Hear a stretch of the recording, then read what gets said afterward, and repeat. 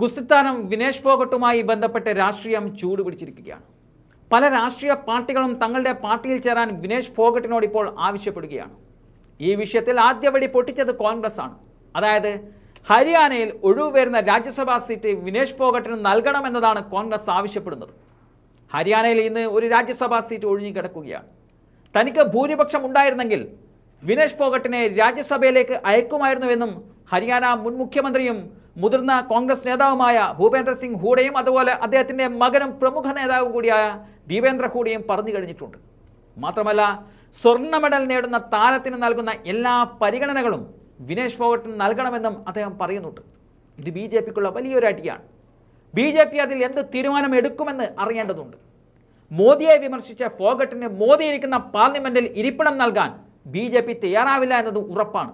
അങ്ങനെയെങ്കിൽ വരാനിരിക്കുന്ന നിയമസഭാ തെരഞ്ഞെടുപ്പിൽ വിനേഷ് ഫോഗട്ട് ഇന്ത്യ മുന്നണിക്ക് വേണ്ടി ഇറങ്ങിയേക്കും. നിലവിൽ ആം ആദ്മി പാർട്ടി ഫോഗട്ടിനെ ക്ഷണിച്ചു കഴിഞ്ഞിരിക്കുകയാണ്. ആം ആദ്മി പാർട്ടിയുടെ ഹരിയാന സംസ്ഥാന അധ്യക്ഷൻ സുശീൽ ഗുപ്തയാണ് ഈ വിഷയത്തിൽ പാർട്ടിയിലേക്ക് വിനേഷ് ഫോഗട്ടിനെ സ്വാഗതം ചെയ്തിരിക്കുന്നത്. വിനേഷ് ഫോഗട്ട് സ്വന്തം രാജ്യത്ത് പോരാടി, വിദേശ മണ്ണിൽ ഒരു യോദ്ധാവിനെ പോലെ പോരാടി.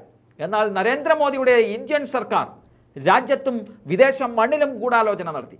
പക്ഷേ ഇന്ത്യ മുഴുവൻ വിനേഷ് ഫോഗട്ടിനൊപ്പമുണ്ട്. ഈ സ്വേച്ഛാധിപത്യത്തെ നമ്മൾ ഒരുമിച്ച് പിഴുതെറിയുക തന്നെ ചെയ്യുമെന്നും സുശീൽ ഗുപ്ത പറയുന്നുണ്ട്. എന്തായാലും ഈ വിഷയത്തിൽ വിനേഷ് ഫോഗട്ട് പ്രതികരണം ഇതുവരെയായി നടത്തിയിട്ടില്ല. പക്ഷേ ഇത് ബി ജെ പിക്ക് വലിയൊരു ആപ്പാണ് വെച്ചിരിക്കുന്നത്.